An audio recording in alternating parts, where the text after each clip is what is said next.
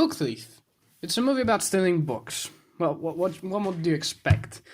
No, but seriously, Book Thief was a pretty decent movie. It has its ups and it definitely has its downs. But before we even start the review, we have to address what it took us to even begin the review.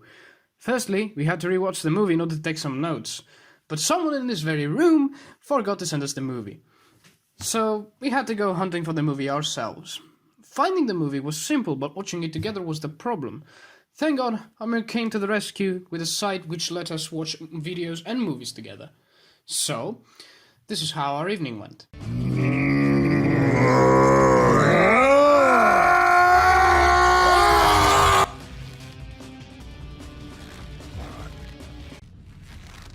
Book Thief! Now! But enough of that. Without further ado, let's begin the review, shall we?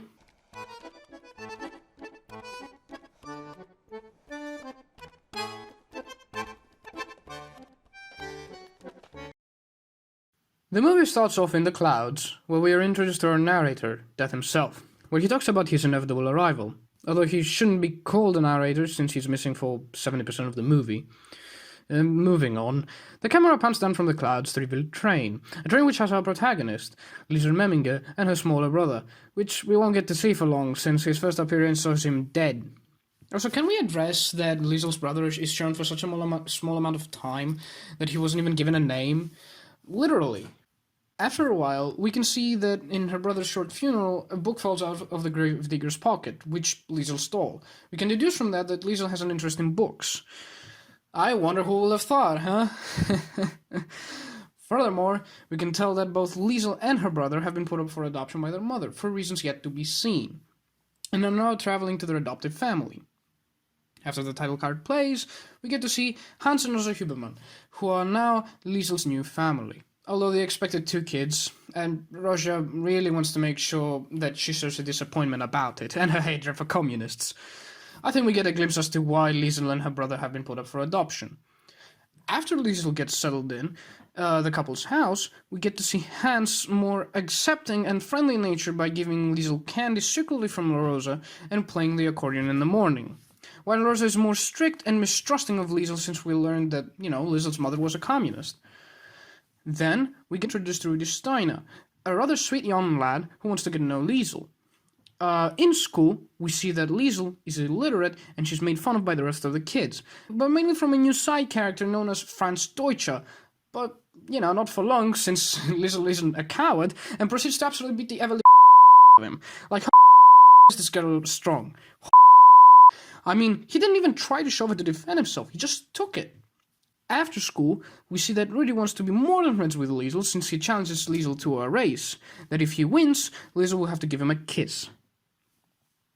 After that heartwarming scene, we are called to witness the mass beatings of what we can assume are Jewish people in Stuttgart. Yeah, I searched it up and it actually is a real thing. I didn't notice it at the time I was taking notes, but this event was called Kristallnacht, the Night of the Crystals. Yeah, it's pretty popular apparently. Anyway, moving on, which is when we are introduced to a new character by the name of Max Vanderberg, a Jew having to leave his mother to escape the German police, of course feeling remorseful yet relieved. Next, we see Liesl learning how to read and write, and Rudy doing blackface. Oh, no, really, because he wanted to look like a black athlete named Jesse Owens, since he was inspired by him. Then book burning, because reading is for pussies, and book stealing, because reading is for pussies. Then one night, when Hans and Liesl were studying in the basement, guess who came knocking on the door? Yeah, turns out Max's dad once did a favor for Hans, and now Hans owes them. So what's the favor, you ask? Max's dad sacrificed himself so Hans could live in the First World War. Anyway, they took Max in, and they took care of his malnourished body upstairs in a spare bed next to Liesl. Max and Liesl form a friendship, joking about Rosa's amazing culinary skills. At least someone knows how to appreciate my cooking.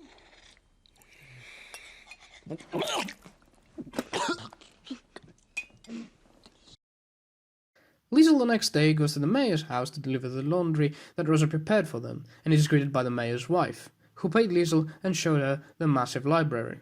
Liesl was then fascinated by it and grabbed a book to read, but forgot Rudy, and they left. While in town, they heard from the neighborhood kids that Britain declared war on Germany, thus starting World War II. Max and Liesl are seen joking around and making fun of Hitler. Then they locked Max in the basement like the good people they are. So Max can move freely without being noticed by the neighbors, of course. Liesel describes the day to Max. Boring. Next. Liesel gets kicked from the mayor's house when the mayor discovers the little book reading club his wife and Liesel were having. Also, that meant Rosa got fired from the laundry job she had, and with limited resources, they'll have to make do with 2 instead of 3 meals a day? Wait, you're telling me that they were eating 3 meals a day each? I mean, judging by the size of those bowls, the meals that could fit in them are well rather large. Oh boy, what a tragedy. Call me nitpicky, but that's... Rudy's father goes for the milk. Hitler invades Moscow. What's new? Next. Oh yeah, they turned the basement into a winter wonderland. See, that's how you convert someone to another religion, not with guns or gas. Yeah. Max turns into a philosopher and gives Liesel a book. Oh yeah, remember the time when humans made shelters to protect themselves from the elements? Yeah, it turns out that taking ice cold snow in the basement where Max lives wasn't the brightest idea, and Max got sick. Oh boy, let me tell you, the Ubermans could learn a thing or two from the Flintstones. So, Liesel entertains dying Max by reading him the Book of the Invisible Man. A wonderful metaphor, if only he could listen. Also, the movie is named The Book Thief, and we only had book stealing like 2 times in the movie so far. So, Liesel breaks into the mayor's house to steal a couple of books, after almost being caught. Also, the mayor locks the window. You'd think that'd be important, right? I mean, were the writers planning to do something with it, or did they just add it in for pointless tension? And it just skips to the next scene, I don't get it. Then we have a montage of Liesel reading the stolen books to Max. Okay. Rudy one day finds out about Max through the book that Max gifted Liesel, and because of his jealousy jumps into conclusions very fast. Is he your boyfriend? What? Rudy, in order to find out who Max is through Liesel, they communicate in a secret and complex language. Franz hears a bit of the conversation and he gets sus of them. So he decides to stop and to confront Rudy and Liesel, and he asks them what the book is about. Fighting ensues between Rudy and Franz, and in no point does Liesel help, by the way. She just stands there. Although she could have easily beat Franz just like she did before. I just don't get it. Anyway, the book goes down the cold-ass river, and Rudy, being the simp he is, he goes after it, all the while Liesel sits near the river, dumbfounded of how much of a simp Rudy is, that he will risk dying of hypothermia for an empty book. I'm not surprised he didn't, to be honest, seeing how easily Max got sick compared to him. Ooh boy, they're checking basements. Liesel, no, what are you doing? No, stop!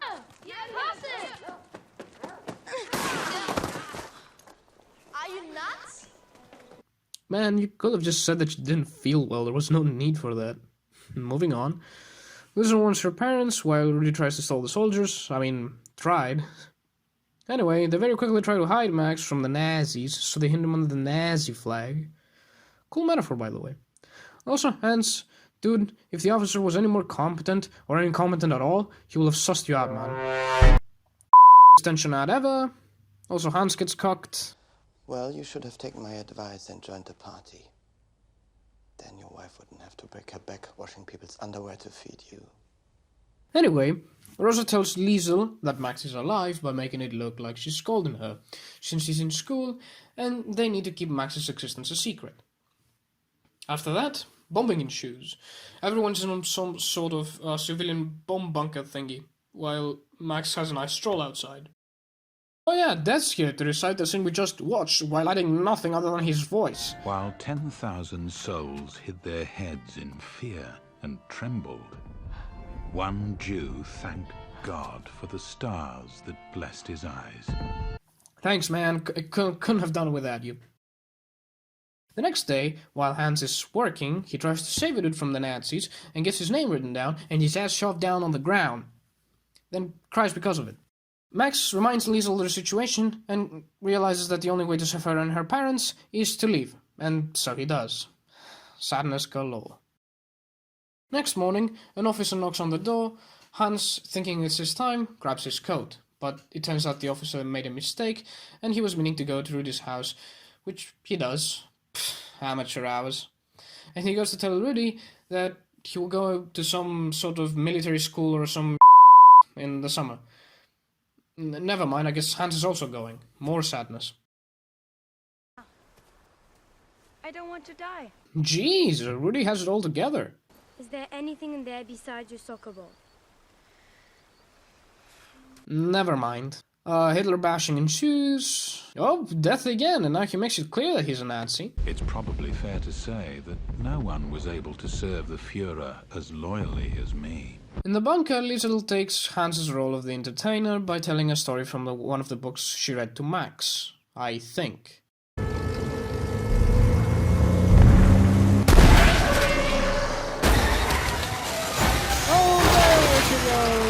Next, Liesel sees Jews moving in a herd. Thinking Max is in there, she goes in to try and find him. She doesn't find him, instead she finds a shoved to the ground and a bleeding hand. Oh wow, he's alive. Sure, but that means that the previous scene was again for pointless tension. Pointless, man. Liesel then writes her life story in Max's little book diary thingy. Let's see, what else? Yeah, everyone dies from an uninformed air raid, but not before death makes an appearance again and becomes a pervert for some reason. Then I kissed his mother.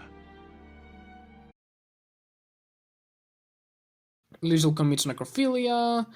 Then after the war's end, we see Liesel works at Rudy's father's shop and Max finds her. Death delivers his final speech about the rest of Liesel's life, and finally, credits.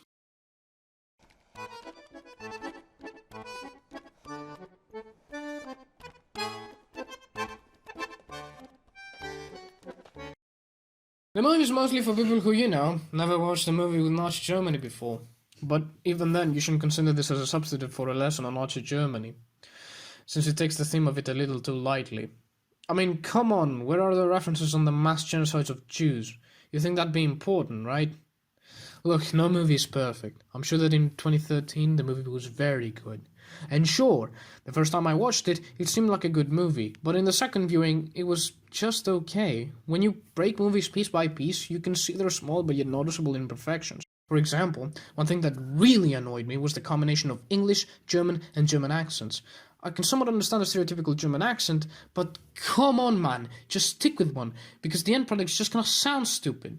I know that they're trying to cement the fact that the movie takes place in Germany, but there are movies and series that take place in a country where a stereotypical accent can be used, but since the voice actors cannot even remotely mimic it, they stick with their regular voices and accents. One primal example is The Death of Stalin. Yes, it's more comedic, but still, it makes it known that the series is set in Soviet Russia, from the actors' apparels, mannerisms, and buildings. Not their accents, for the love of God. Secretary is lying in a puddle of indignity. He's feeling unwell. I said no problem. What I meant was no. To report this conversation, threatening to do harm or obstruct any member of the Presidium in the process of looking. Also, I couldn't understand the message the movie was trying to convey. It was all over the place. At first it was about being accepted, then education is important, then more acceptance, then if you need something, steal it, and in the end, war is hell. Good stuff about it. Well, there are the metaphors, like how Max hides under the Nazi flag. It's obviously irony, and more instances like this can be found in the rest of the movie. I'm sure you can figure them out yourselves. And the concept of the story, it's pretty neat, but the execution could have been a lot better. Anyway, the rating it deserves, in my opinion, is a 5 out of 10. Oh, calm down. The public review on IMDb is 7.5. Relax.